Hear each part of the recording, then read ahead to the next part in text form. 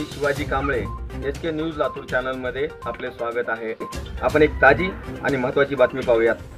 भारतीय जनता युवा मोर्चातर्फे पंतप्रधान नरेंद्र मोदी यांच्या वाढदिवसानिमित्त लातूरमध्ये भव्य रक्तदान शिबिर, सेवा पंधरवड्यानिमित्त विविध कार्यक्रमाचे आयोजन। भाजप विमोचे जिल्हाध्यक्ष ॲडव्होकेट गणेश गोमतळे यांची माहिती।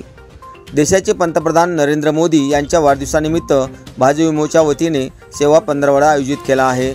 त्यानिमित्त आज 19 सप्टेंबर रोजी संजीवनी ब्लड बँकेच्या सहकार्याने स्वामी विवेकानंद चौक लातूर येथे डॉक्टर बाबासाहेब आंबेडकर मंडळाचे प्रमोद गुडे, अरुण जाधव यांच्या मंडळात भव्य रक्तदान शिबिर घेण्यात आले।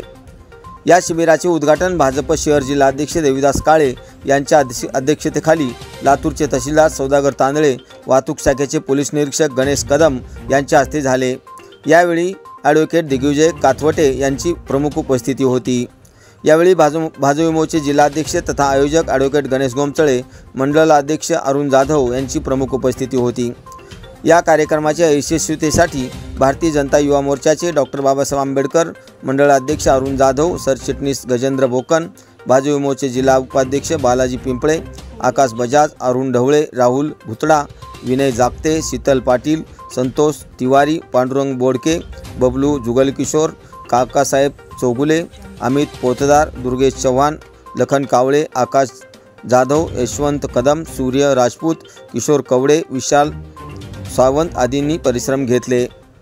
भारताचे लाडके पंतप्रधान माननीय नरेंद्रजी मोदी साहेब यांच्या वाढदिवसानिमित्त सेवा पंधरवडाचे आयोजन करण्यात आले आहे। त्याच्या निमित्तानं आज सर्वप्रथम स्वामी विवेकानंद चौक येथे भारतीय जनता पार्टी युवा मोर्चाच्या वतीने आज रक्तदान शिबिराचं आयोजन करण्यात आलं आहे। यानंतर सलग अन्नदानाचा कार्यक्रम होणार आहे, त्याच्यानंतर स्वच्छतेचा कार्यक्रम होणार आहे।